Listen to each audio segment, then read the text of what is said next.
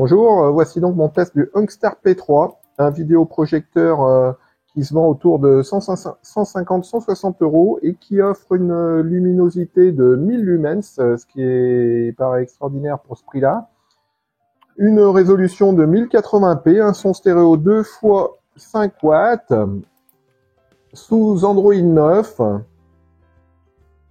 Donc voilà, c'est parti pour le test. Un petit retour rapide de l'appareil. Donc le Youngstar P3 il se présente comme un vidéoprojecteur de forme horizontale. Sur la face avant, on a la lentille, on a les petits capteurs qui permettent de régler le focus et l'ajustement trapézoïdal. Également à l'avant, il y a aussi un capteur infrarouge pour la télécommande. Capteur infrarouge qu'on retrouve aussi à l'arrière. Voilà, le capteur à droite. Et donc à l'arrière, on a tous les ports. Et donc deux ports USB, un port RJ45 réseau, deux ports HDMI, une entrée audio-vidéo, un port sortie casque. À l'arrière, les deux haut-parleurs 2 x 5 watts. Sur le dessus, des boutons de commande qui permettent de piloter l'appareil sans utiliser la télécommande.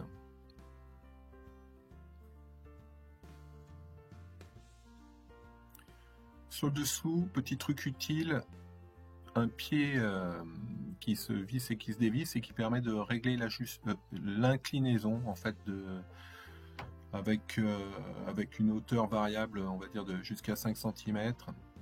Et livré avec, on a donc la télécommande et on a une dock multilangue, dont le français. La luminosité en plein jour, sur un mur qui n'est pas blanc en fait, donc c'est pas mal.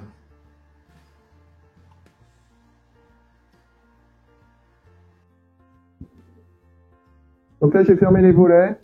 Donc là, on se trouve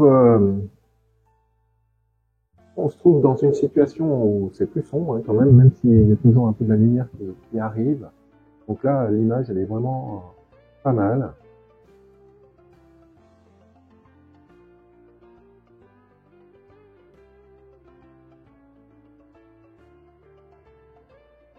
Pour voir un peu ce que donnait la luminosité, j'ai comparé avec l'Eteo Seal Pro qui fait aussi 1000 lumens et qui coûte le double en fait. Donc à gauche le Seal Pro et à droite l'image de l'Youngstar P3. Donc on peut voir que c'est quand même assez similaire. Donc la luminosité de l'Youngstar P3 elle est pas mal du tout. Donc au démarrage du vidéoprojecteur, on va se trouver sur cette interface, une interface propriétaire. Par-dessus en Android 9, on voit qu'en haut il y a une barre de menu, une partie mise en avant au milieu et des raccourcis vers des applications. Au niveau des réglages, on va donc avoir bien sûr le réglage du Wi-Fi, le choix de la langue, et on a aussi surtout les réglages d'affichage. Donc par défaut, là, moi justement, j'ai dézoomé l'image parce qu'elle était trop grande par rapport au recul. Et comme on peut voir là dans les menus, quand c'est traduit en français, il y a des choses où il faut deviner à quoi ça peut correspondre. Parce que c'est mal traduit, ou alors les expressions sont coupées. Et ici, par exemple, mise à L, c'est là où on règle le zoom. Donc là, moi, je suis à 76%.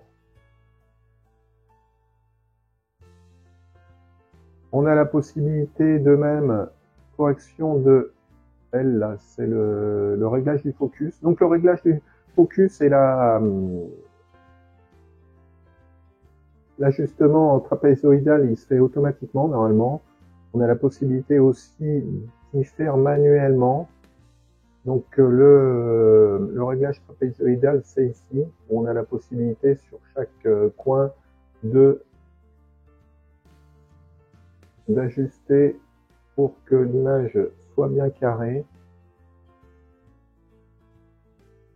Ensuite, au-dessous, on peut voir, il y a les choix d'affichage de l'image en fonction du positionnement de l'écran. Donc l'affichage standard avec le vidéoprojecteur posé devant. L'affichage avec le vidéoprojecteur qui projette par derrière. Donc on peut voir que là, les traductions, elles sont vraiment bidons. Donc suspendu, c'est quand il est accroché à l'envers. Et suspendu L, c'est quand il est accroché à l'envers, mais derrière l'écran. Heureusement qu'il y a les petites images qui permettent de comprendre ce que ça signifie. Donc point positif, là quand on règle des types d'affichage de trapézoïdal ou l'affichage avant-arrière, ceux-ci sont stockés, c'est-à-dire qu'ensuite au redémarrage, si l'appareil est placé au même endroit, il n'y aura pas besoin de reparamétrer à nouveau. Pour revenir à l'interface, donc dans celle-ci, pour choisir les applications, donc il n'y a pas Google Play, donc il faut passer par le magasin d'applications. Et donc on choisit l'entrée application, et là on va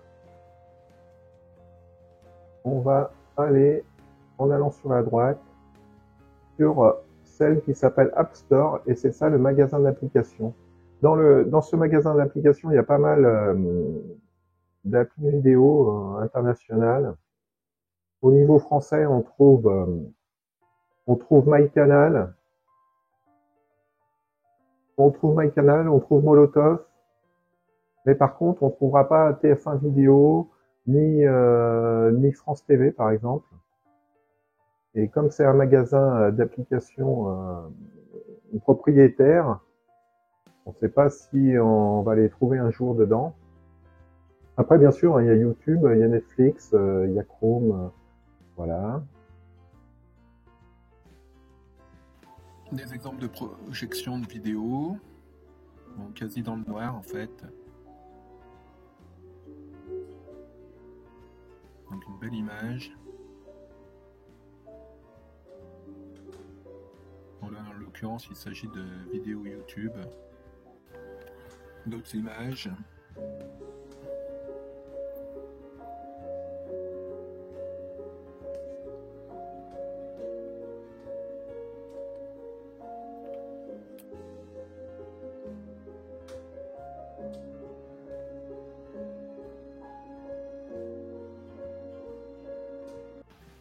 En source externe avec une Nintendo Switch branchée sur un port HDMI. Donc c'est parfait pour jouer. À noter que je ne le montre pas là, mais aussi j'ai fait un test avec une clé Chromecast. Ça marche parfaitement. Et donc ça permet de contourner le problème de l'interface propriétaire du vidéoprojecteur.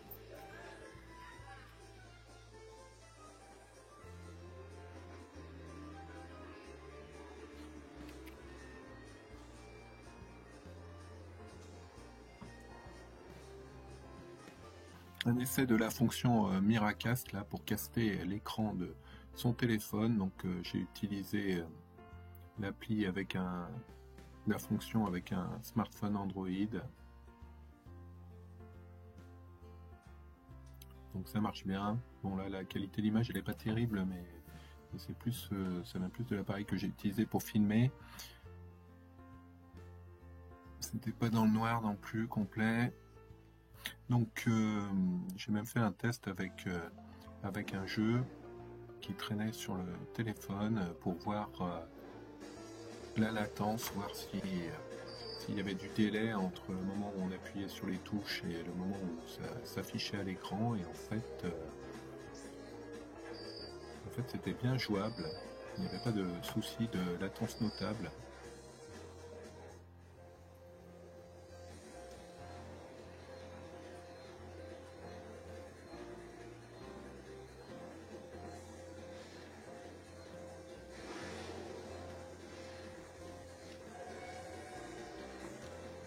l'image à l'écran elle s'affiche bien en même temps que celle sur le téléphone sans décalage, et quand on appuie sur les touches c'est également quasi instantané.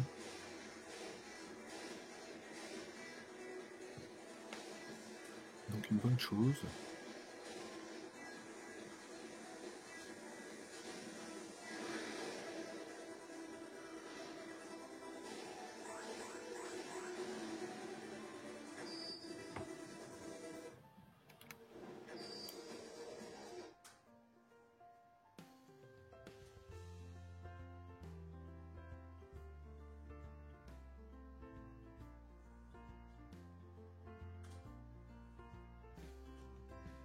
Donc le bilan sur ce vidéoprojecteur Angstar P3, donc bon, on a vu que son interface elle est pas terrible, ni son magasin d'applications qui est limité. Par contre, l'important c'est quand même qu'il a une super luminosité, ce qui est quand même super pour ce prix-là. Il a plein de ports d'entrée. On va dire qu'il va être parfait avec une source externe, console de jeu, ou même une clé Chromecast là, qui permettra d'avoir une bonne interface, des commandes vocales. Donc le test plus complet sur Bonplan Astuce, les derniers prix aussi en lien